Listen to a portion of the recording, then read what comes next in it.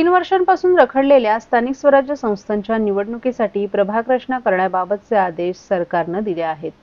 त्यानुसार ठाणे महानगरपालिकेने देखील जय्यत तयारी सुरू केली असून 2017च्या धर्तीवर प्रभाग रचनेची आखणी करण्याचे काम हाती घेतले। ठाणे महापालिकेत आता 4 वॉर्डचा एक प्रभाग होणार आहे। प्रत्येक वॉर्डमधील मतदारांची संख्या, नागरी सुविधा यांसह विविध घटक तपासले जात असून प्रशासकीय कामकाज आणि नागरिकांची कामे जलद गतीने व्हावीत याचाही अभ्यास वॉर्ड रचना करताना केला जात आहे। महापालिका, नगरपालिका आणि नगरपंचायतींना प्रभाग रचना करण्याचे आदेश राज्य सरकारने मंगळवारी दिले आहेत।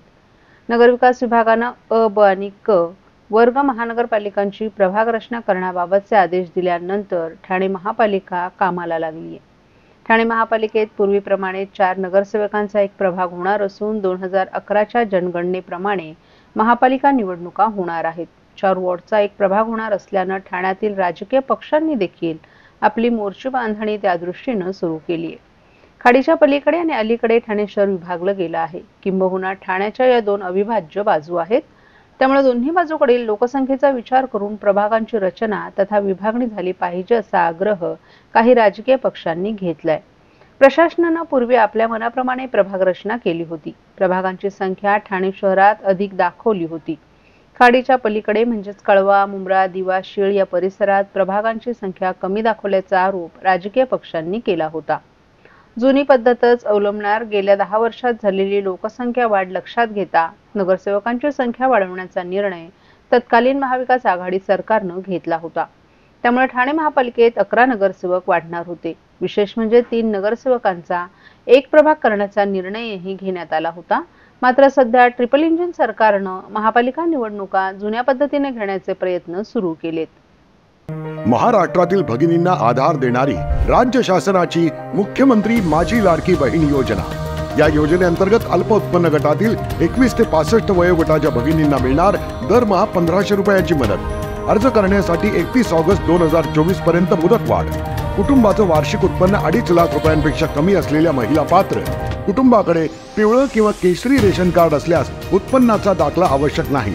पांढरं रेशन कार्ड असेल किंवा रेशन कार्ड नसेल तर कुटुंबाचं वार्षिक उत्पन्न 2.5 लाखांपेक्षा कमी असल्याचा दाखला आवश्यक। योजनेसाठीचा ऑनलाईन अर्ज नारी शक्ती दूत ॲप वरून किंवा पोर्टलवर भरता येईल। ज्या भगिनींना ऑनलाईन अर्ज भरता येत नसेल त्यांच्यासाठी अंगणवाडी, ग्रामपंचायत, वॉर्ड ऑफिस, सेतू सुविधा केंद्रामध्ये किंवा आशाताई बचत गटाच्या CRP यांची मदत उपलब्ध।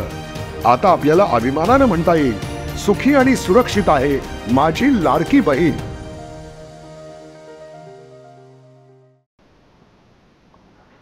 राष्ट्रवादीचे नेते शरद पवार गटाचे आमदार जितेंद्र आव्हाड हे नेहमीच त्यांच्या विधानांवरून चर्चेत असतात। नुकतंच त्यांनी एक्स या समाज माध्यमांवर एक ट्विट केले। यामध्ये त्यांनी राज्याचे उपमुख्यमंत्री एकनाथ शिंदे यांचे आभार मानलेत। आव्हाड यांच्या ट्विटनंतर समाज माध्यमांवर सध्या चर्चा सुरू झाल्यात। ठाणे शहरातील घोडबंदर येथील मुल्लाबाग भागात ठाणे बोरिवली बोगद्याच्या निर्माणाचे काम सुरू आहे। या कामामुळे होणारे प्रदूषण आणि इतर समस्यांविषयी नागरिक त्रस्त आहेत। मंगळवारी उपमुख्यमंत्री एकनाथ शिंदे यांची येथील रहिवाशांनी भेट घेतली। यावेळी MMRDAचे अधिकारीही उपस्थित होते। रहिवाशांनी त्यांच्या समस्या मांडल्यानंतर मुल्लाबाग ऐवजी सत्यशंकर संकुलाच्या भिंतीपर्यंत भुयारी मार्ग नेण्यात येणार असल्याचा निर्णय MMRDAने घेतलाय। त्यामुळे येथील रहिवाशांना दिलासा मिळालाय। या निर्णयानंतर आव्हाड यांनी समाज माध्यमांवर एक ट्विट केले। ट्विटमध्ये त्यांनी ठाणे बोरिवली बोगद्याला जोडणाऱ्या रस्त्यासंदर्भात रविवारी मुल्लाबाग परिसरातील नागरिकांनी आपल्याला चर्चा करण्यासाठी बोलवलं होतं। तेथील रहिवाशांची प्रमुख मागणी अशी होती की तो येणारा बोगदा युनिवॅक्स कंपनीच्या प्रवेशद्वारापर्यंत आणावा। परंतु माझं म्हणणं असं आहे की हा बोगदा थेट घोडबंदर रोडपर्यंत घेऊन जावा, जेणेकरून परिसरातील रहिवासी संकुलांना कोणताही त्रास होणार नाही। रविवारी बैठक झाली आणि उपमुख्यमंत्री एकनाथ शिंदे यांनी सर्व संबंधित लोकांना बोलावून हा बोगदा थोडासा पुढे नेण्याच्या सूचना केल्या।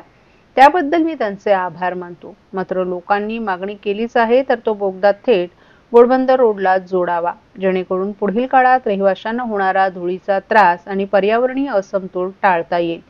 परंतु माझ्या भेटीमुळे एवढा परिणाम होऊ शकतो याचं मला आश्चर्य वाटते।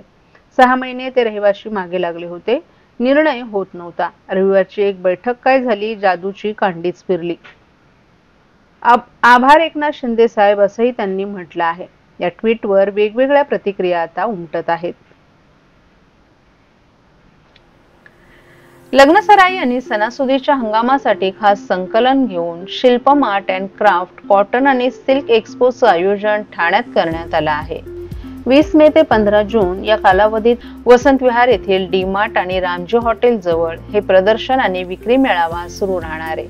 दररोज सकाळी 11 ते रात्री 10 या वेळेत या नागरिकांना या ठिकाणी भेट देता येईल.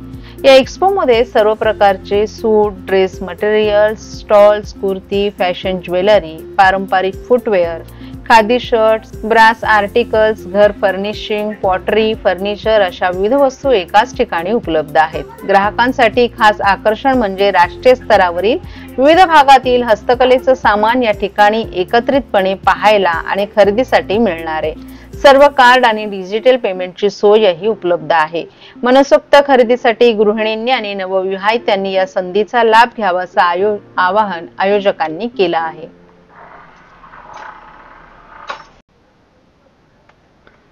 तळीरामांच्या खिशाला कात्री लावणारी बातमी आहे. महाराष्ट्रात दारू महागलीये. भारतीय बनावटीच्या विदेशी मद्यावर 1.5% वाढ झालीये. मंत्रिमंडळ बैठकीमध्ये हा महत्त्वाचा निर्णय घेण्यात आलाय. मद्यावरील शुल्कवाढीमुळे राज्याच्या तिजोरीत 14,000 कोटींचा महसूल वाढणार आहे. राज्याच्या महसुलात वाढ करण्यासाठी राज्य उत्पादन शुल्क विभागानं हा निर्णय घेतलाय. उत्पादन शुल्क विभागानं मद्याचे दर वाढवलेत. 180 मिलीलिटर मद्य किरकोळ विक्रीची किंमत वाढलीये. देशी मद्य 80 रुपये, महाराष्ट्र मेड लिकर 148 रुपये, भारतीय बनावटीचे विदेशी मद्य 205 रुपये, तर विदेशी मद्याचे प्रीमियम ब्रँडची किंमत 360 रुपये इतकी झालीये. मद्य शुल्कवाढीसह सोबतच सीलबंद विदेशी मद्य विक्री हॉटेल आणि रेस्टॉरंट कराराद्वारे भाडे तत्वावर चालवण्यास मान्यता देण्यात आली आहे. यावर 10 ते 15% अतिरिक्त शुल्क आकारण्यात येणार आहे. विभागाला बळकटी देण्यासाठी राज्य उत्पादन शुल्क विभागात 1223 पदं नव्यानं भरली जाणार आहेत. राज्य उत्पादन शुल्क विभागाअंतर्गत मुंबई शहर आणि उपनगर यासाठी नव्यानं विभागीय कार्यालय सुरू करण्यात येणार आहे. तर मुंबई उपनगर, ठाणे, पुणे, नाशिक, नागपूर आणि अहिल्यानगर या 6 जिल्ह्यांसाठी नव्यानं अधीक्षक कार्यालय सुरू होणार आहे. उत्पादन आणि विक्रीसाठी विभागाच्या माध्यमातून AI आधारित कंट्रोल रूम तयार केली जाणार आहे.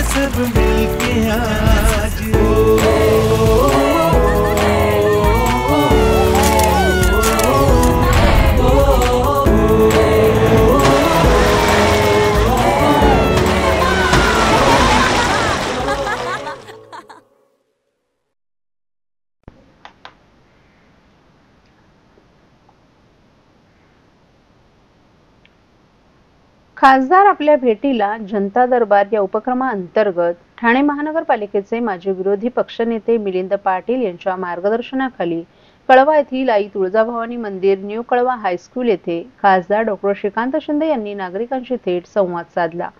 प्रभागातील नागरिकांनी आपल्या विविध अडचणी, समस्या आणि सूचना त्यांच्या समोर मांडल्या. यावेळी डॉ. श्रीकांत शिंदे यांनी नागरिकांच्या समस्या समजून घेत तात्काळ उपाययोजना राबवण्याबाबत सूचना संबंधित अधिकाऱ्यांना केल्या आहेत.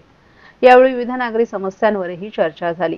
रस्त्यांची कामं, पाणी पुरवठा, आरोग्य सेवा, शाळा आणि शिक्षणाशी निगडीत प्रश्न, ज्येष्ठ नागरिकांची अडचण, महिलांचे प्रश्न आणि तरुणांशी संबंधित रोजगार व प्रशिक्षण विषयक यांसह विविध विषयांवर नागरिकांनी खासदार डॉ. श्रीकांत शिंदेंसोबत संवाद साधला.